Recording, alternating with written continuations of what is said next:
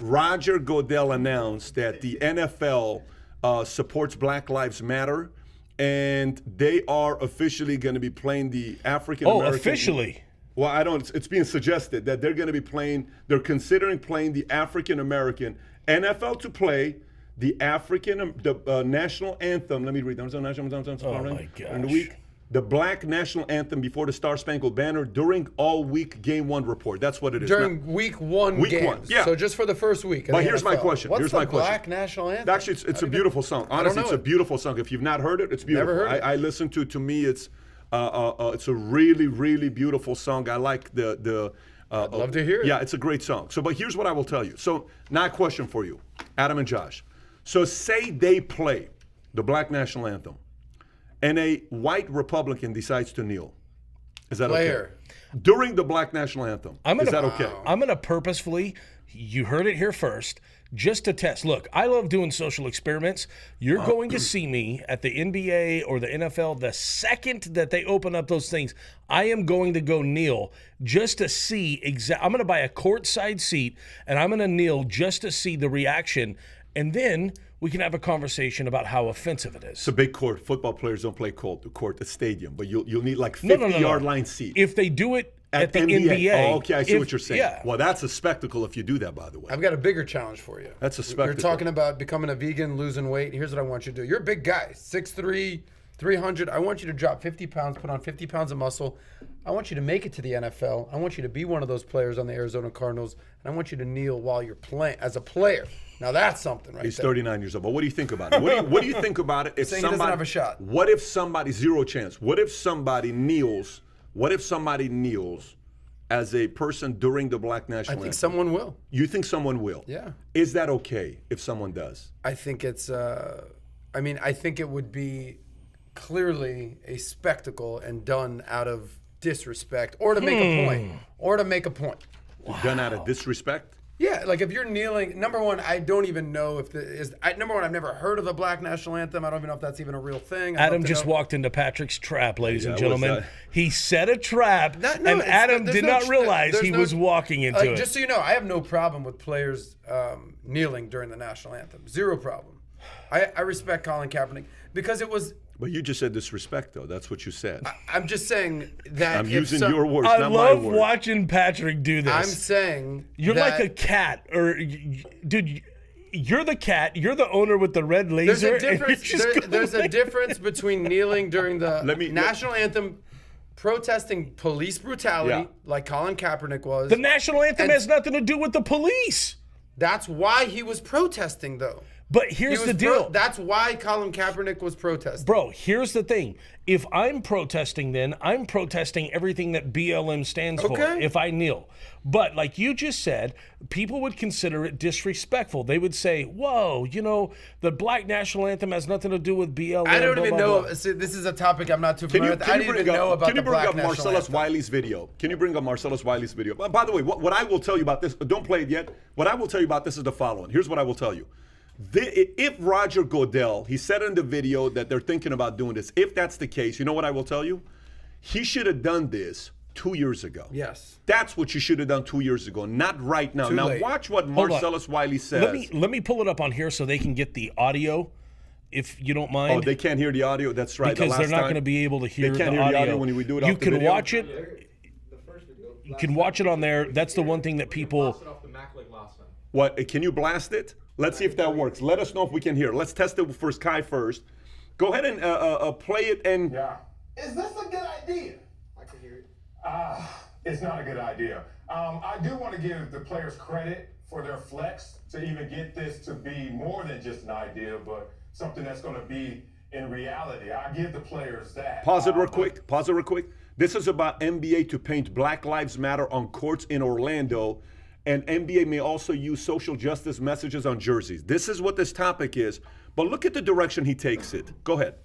There's a problem with when you start to go down this road of the freedom of expression, freedom of speech, and how much social space is allowed for those who don't support in that same space. And that's where I wonder where this is going to go in terms of identity politics. We know what identity politics does.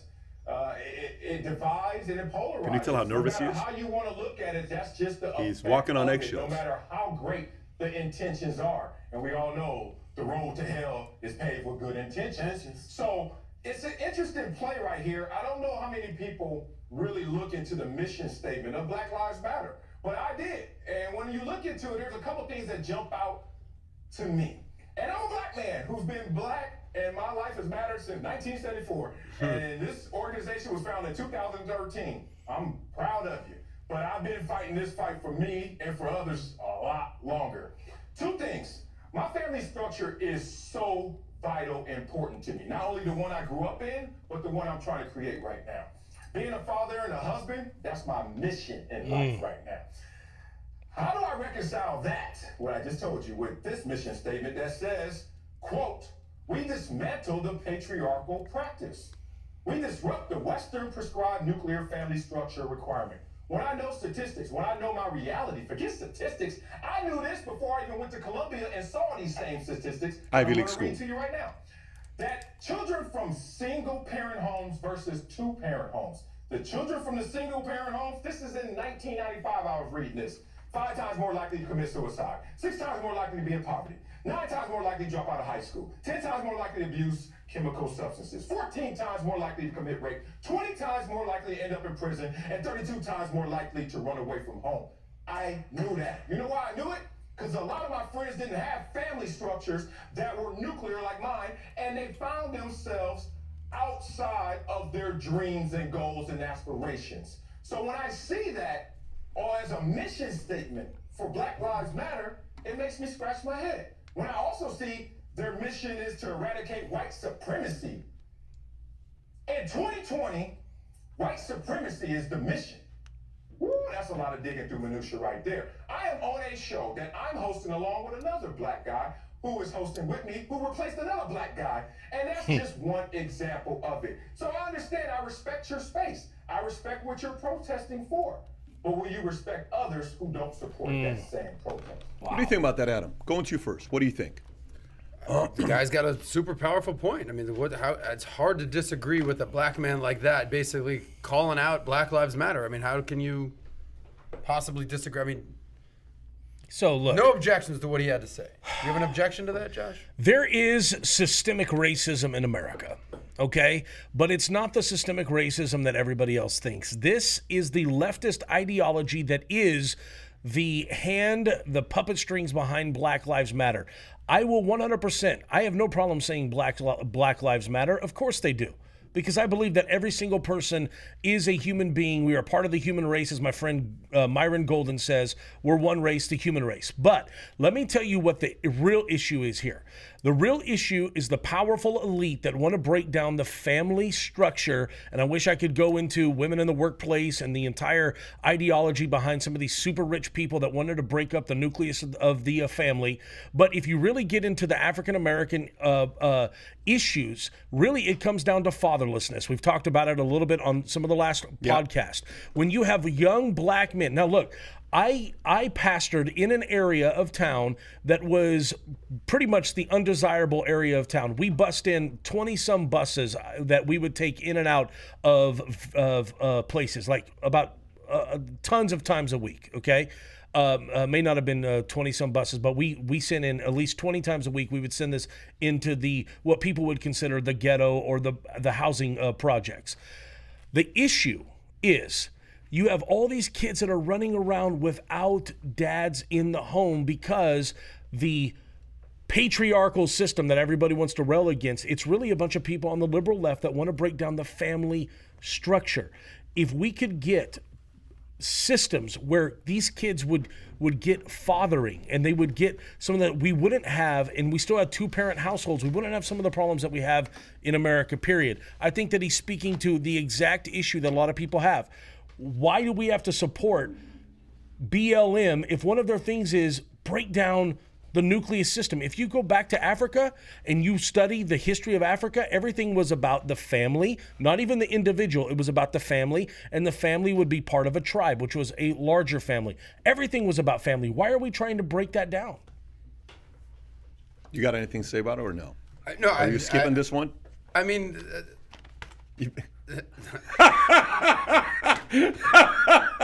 Adam, if you're gonna skip, I just say I don't want to say anything because I may you offend the scared? wrong No, people. there's nothing.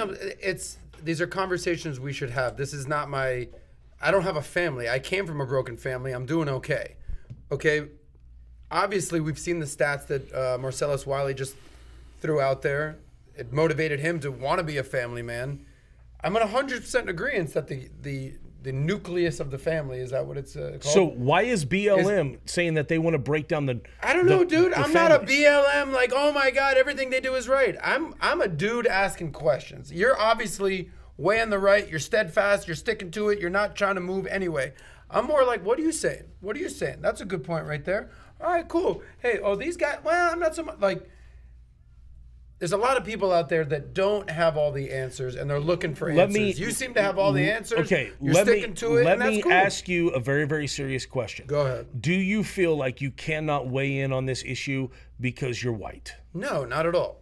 Not at all. Because that seems to be, Pat, the overwhelming thing is you're white, so you cannot speak to it. This is what I constantly get, is that somehow my skin color does not allow me to speak on issues, because then the second that I talk about fatherlessness in the black community, now I'm deemed as racist. When statistically it's a problem. I love looking at data. I love looking at facts, because when you get away from the emotion and you look at the data shows you trends. Every businessman knows this. When you have to go back to the data will eventually show you where your problem is. Whether you're working with websites and you're saying, whoa, we get people right up into this, but they don't purchase here. This is where they go off. And you look for things that you can fix. Even black commentators are looking at this and saying, guys, we have to get back to the family issues. This is what it comes down to. Let me make a quick point.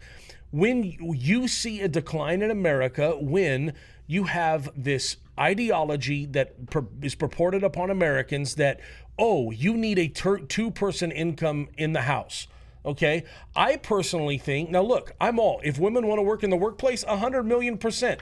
I mean, some of the smartest, brightest, incredible people, obviously, are women. Some of the best leaders are women. I'm saying this though. I had the luxury of growing up in a home to where my mom did not enter the workplace until I was, I think, 17. Okay, so I was there, she was there every day. When I would come home, she'd have that little plate of cookies, which may have been part of the problem for me, and she had a little bit of sweet tea, but my mom was there to listen to me, to talk with me, to talk about homework, etc., etc.